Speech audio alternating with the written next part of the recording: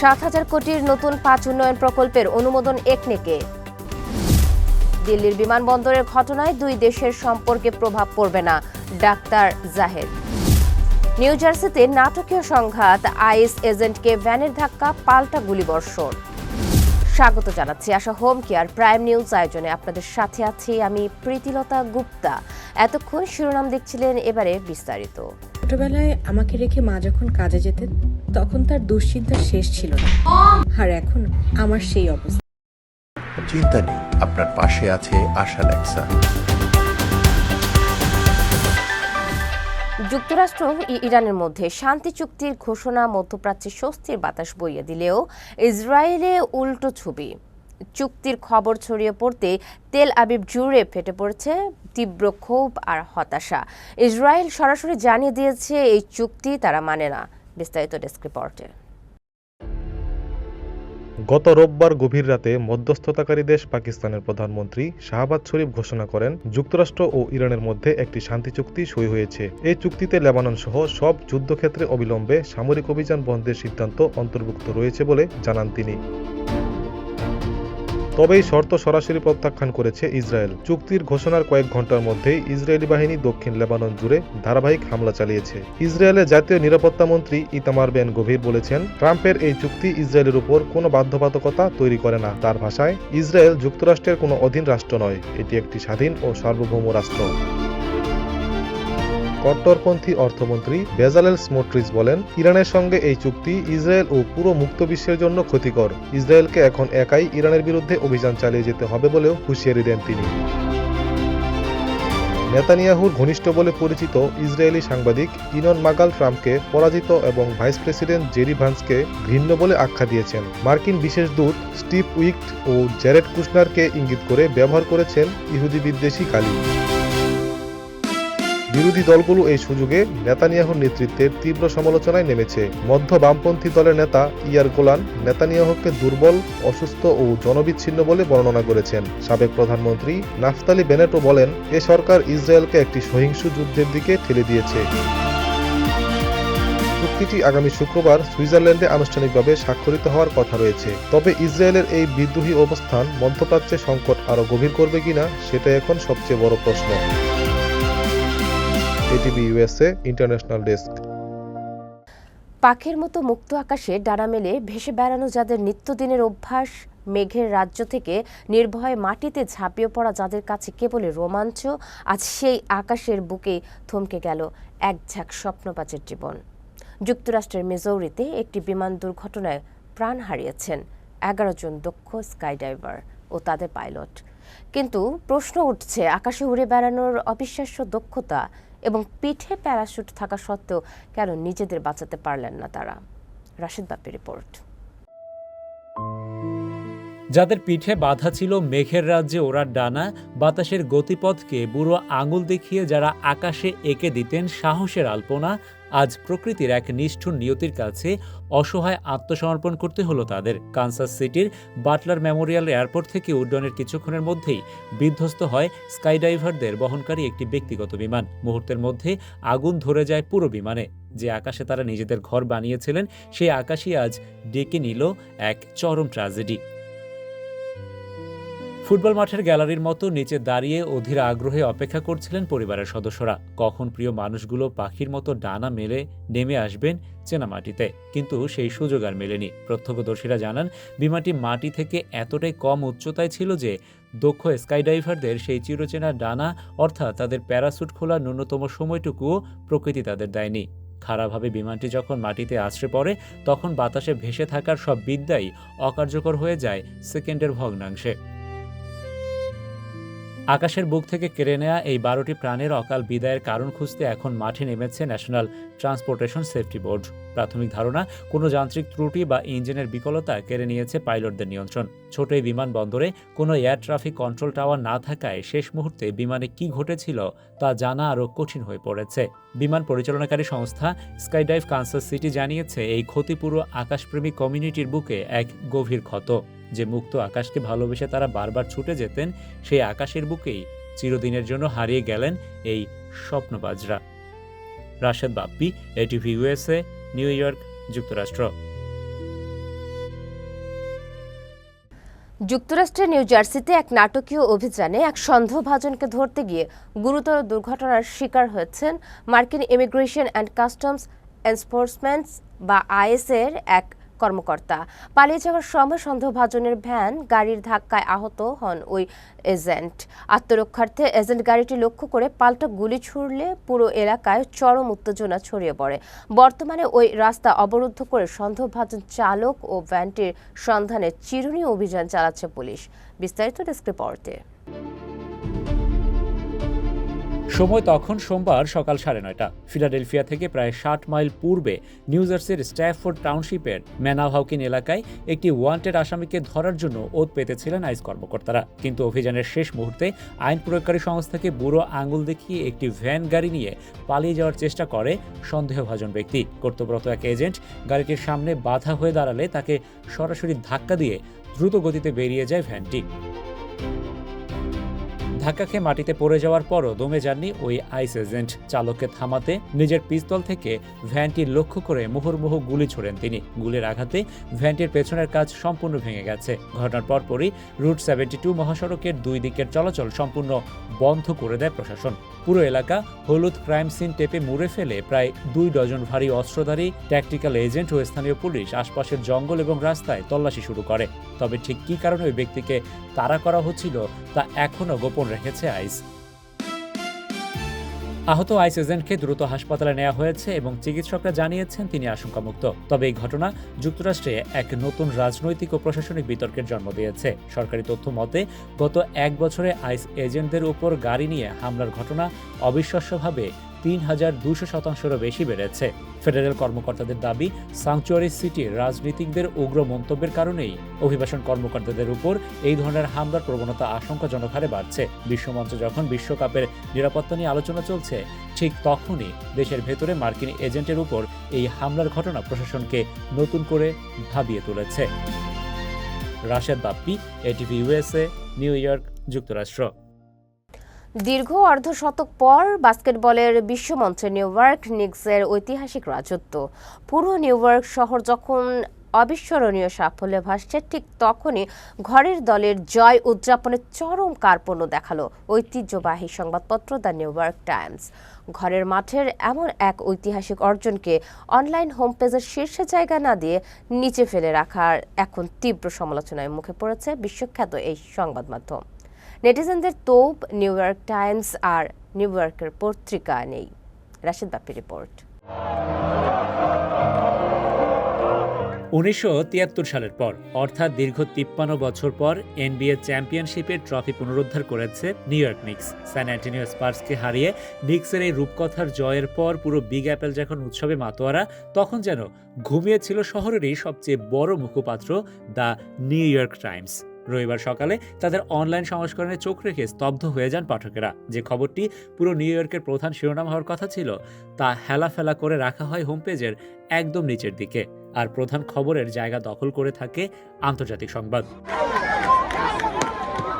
নিক্সের জয়কে খাটো করে দেখার পর সামাজিক যোগাযোগ মাধ্যমে ক্ষোভের আগুন ছড়িয়ে পড়ে। কুনির জার্নালিজমের অধ্যাপক জেফ জার্ভিস টাইমসের হোম পেজের স্ক্রিনশট শেয়ার করে তীব্র ক্ষোভ উগরে দেন। তিনি লেখেন, নিক্সের শিরোপা জয়কে লিড স্টোরি না করাই এর চূড়ান্ত প্রমাণ যে নিউ ইয়র্ক টাইমস আর নিউ ইয়র্কের পত্রিকা নেই। তিনি ব্রিটিশ গণমাধ্যম দ্য গার্ডিয়ানের মার্কিন সংস্করণের উদাহরণ টেনে দেখান। সেখানে তারা নিউ ইয়র্কের দলকে প্রধান খবর করলেও খোদ নিউ ইয়র্ক টাইমস তা করতে কার্পণ্য করেছে। সমালোচকরা বলছে, বৈশ্বিক ব্র্যান্ড হওয়ার লোভে নিজেদের ঘরের আবেগ আর স্থানীয় খবরকে দিনের পর দিন কোরবানি দিচ্ছে নিউ ইয়র্ক টাইমস। শুধু অনলাইনেই নয়, রবিবারের প্রিন্ট সংস্করণের প্রথম পাতাতেও নিক্সের জয়ের কোনো নাম নিশানাই ছিল না। যদিও টাইমস কর্তৃপক্ষের দাবি, খেলা শুরু হওয়ার আগেই কাগজ প্রেসে চলে যাওয়ায় রবিবারে খবরটি দেয়া হয়নি এবং সোমবারে তারা খবরটি বড় করে ছেপেছে। তবে অনলাইনের হোম পেজে নিক্সের জয়কে যেভাবে অবমূল্যায়ন করা হয়েছে, তা নিউ ইয়র্কের ক্রীড়াপ্রেমীরা সহজে মেনে নিতে পারছেন না। Rashed Bappi, ATV USA, New York, যুক্তরাষ্ট্র। এবার ছোট্ট একটা বিরতি নিচ্ছি, ফিরে এসে থাকছে। আদ্যের হাসপাতালে লাইসেন্স বাতিলের সিদ্ধান্ত ভুল নয়, স্বাস্থ্যমন্ত্রী। ব্যস্ততার কারণে বাবা মার সঠিক যত্ন নিতে পারছিলাম না। তারপর সন্ধান পেলাম আশা হোম কেয়ারে। আশা হোম কেয়ার, ভালোবাসার পরশে প্রবীণদের পাশে।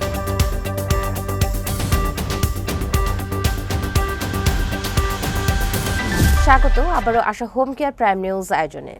দেশের সামগ্রিক উন্নয়ন ও অবকাঠামোগত সক্ষমতা বাড়াতে ৭,০০৩,৩৬,০০,০০০ টাকা ব্যয়ে ৫টি নতুন উন্নয়ন প্রকল্প অনুমোদন করেছে জাতীয় অর্থনৈতিক পরিষদের নির্বাহী কমিটি।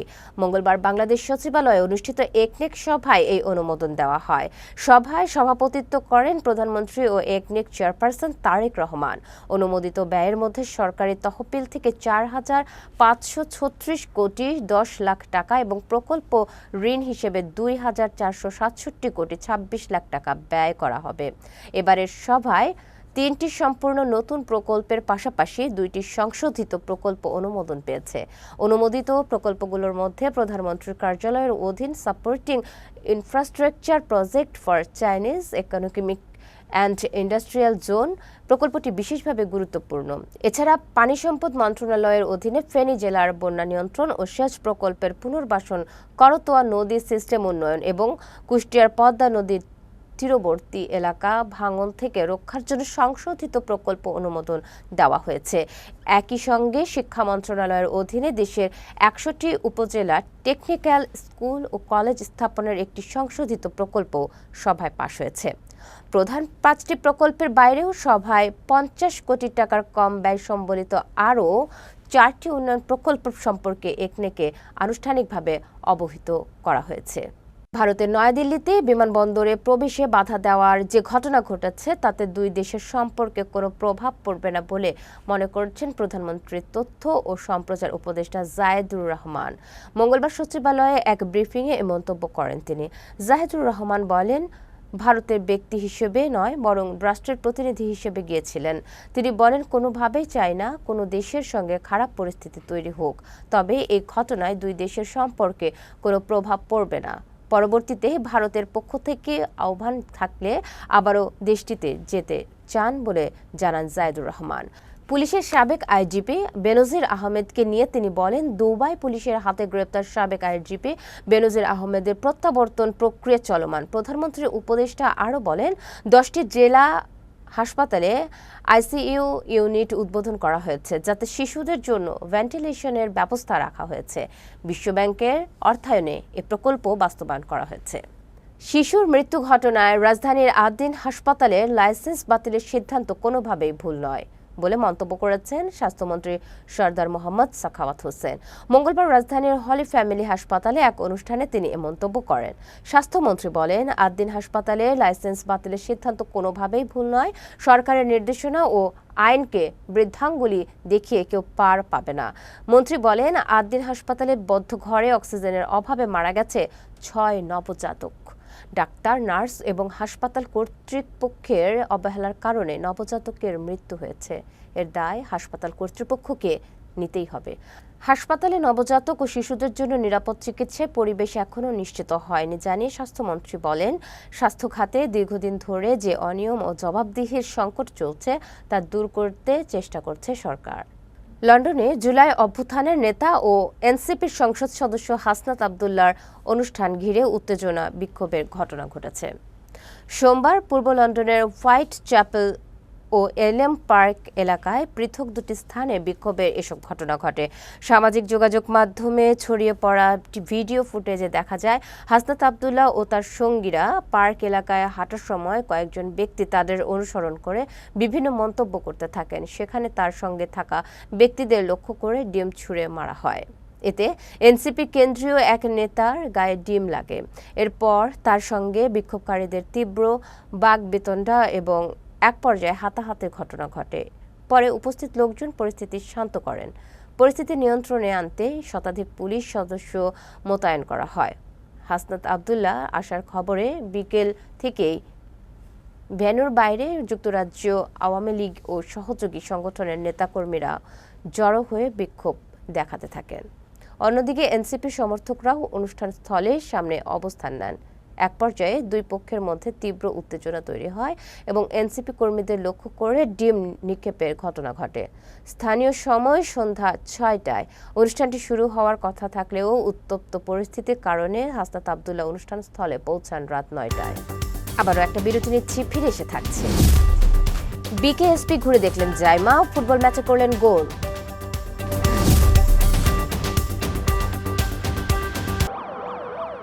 আমি যদি মিথ্যে বলতাম তাহলে আমার ছেলেটা কি শিখত? বাবা সব সময় সাদাকে সাদা এবং কালোকে কালো বলে। সাপ্তাহিক সাদা কালো, আমরা সাদাকে সাদা, কালোকে কালো বলি।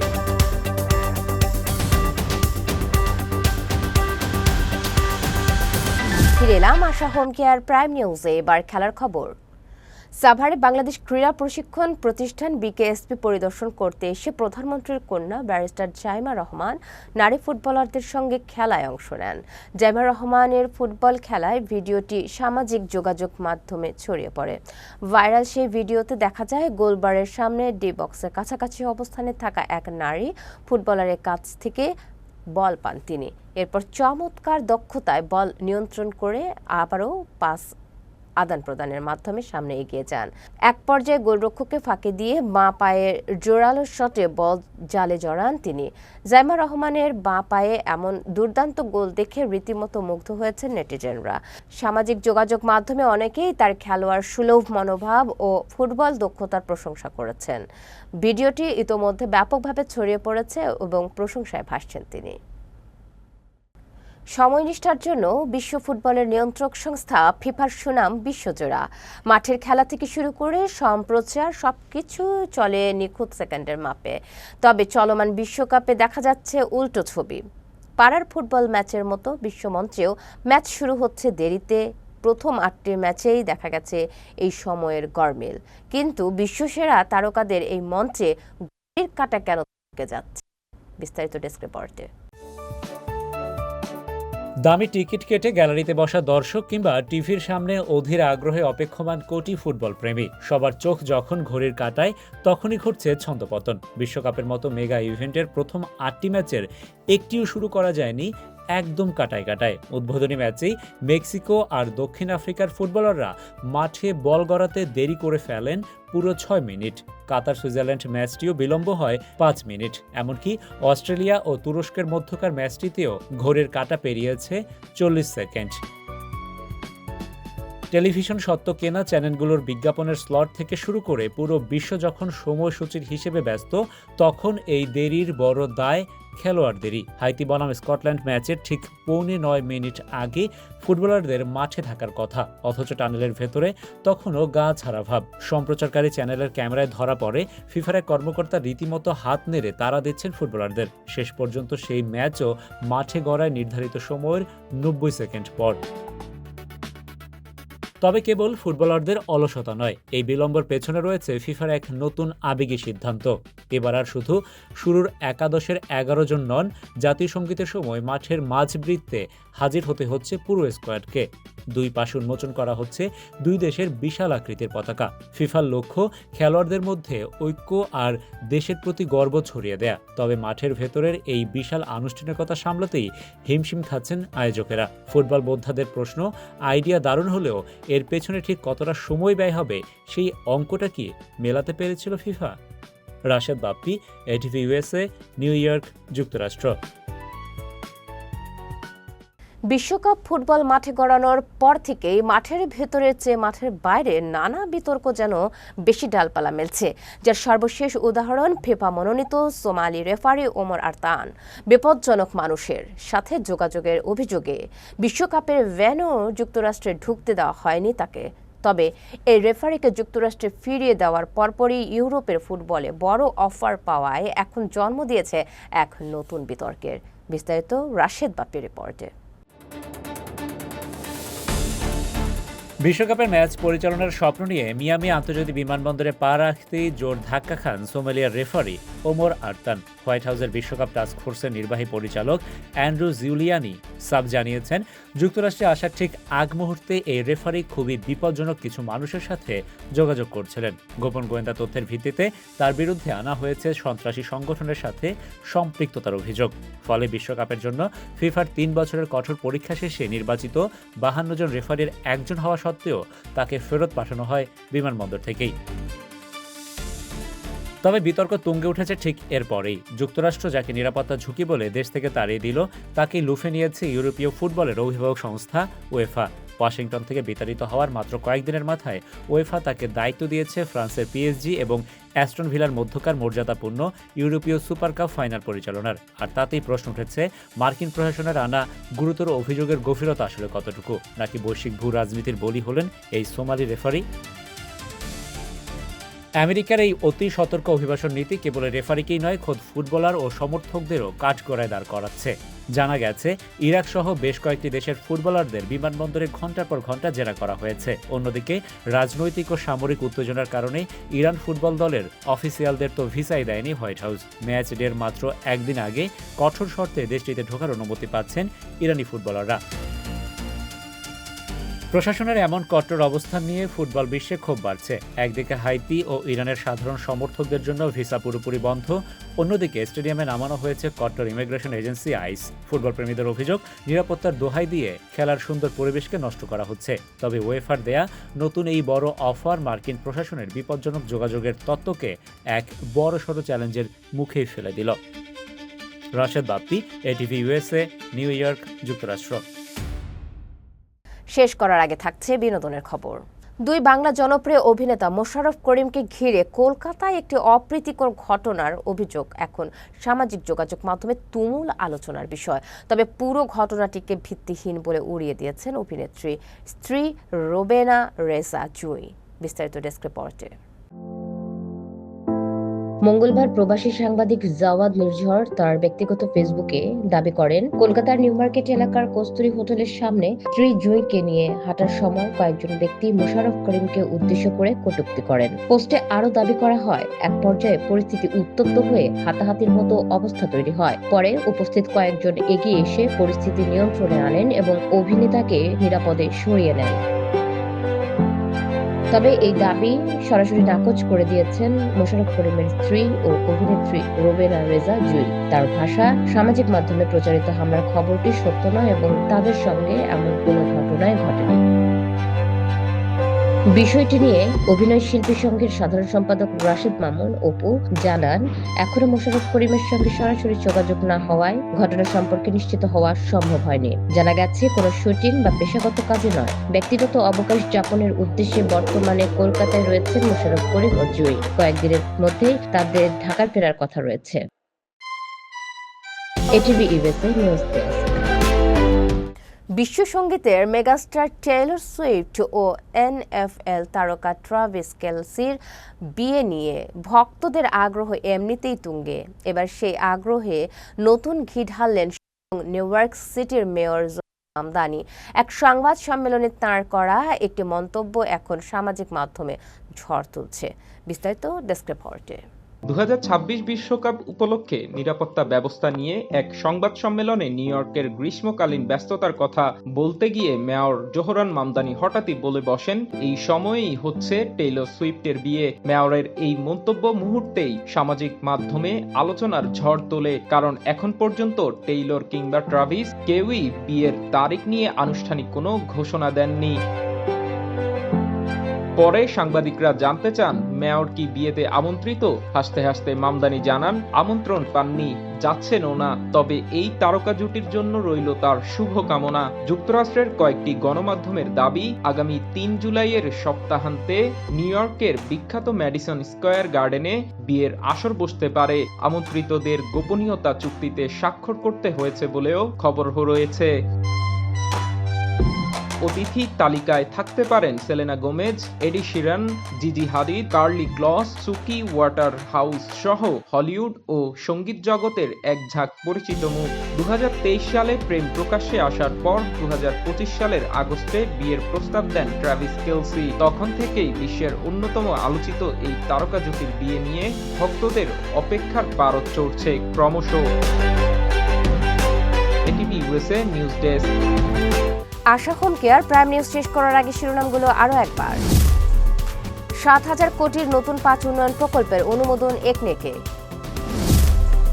দিল্লির বিমানবন্দরের ঘটনায় দুই দেশের সম্পর্কে প্রভাব পড়বে না, ডাক্তার জাহেদ। নিউ জার্সিতে নাটকীয় সংঘাত, আইস এজেন্টকে ভ্যানের ধাক্কা, পাল্টা গুলিবর্ষণ। এতক্ষণ আশা হোম কেয়ার প্রাইম নিউজ আয়োজনে আমাদের সাথে থাকার জন্য ধন্যবাদ। এটিভি ইউএসএ দেখতে ডাউনলোড করুন অ্যাপ, চোখ রাখুন এটিভি ইউএসএ ফেসবুক পেজ ও ইউটিউব চ্যানেলে। থাকুন ATV ইউএস এর সাথে, থাকুন সংবাদের সংস্কৃতিতে বিশ্বজুড়ে বাঙালিয়ানা।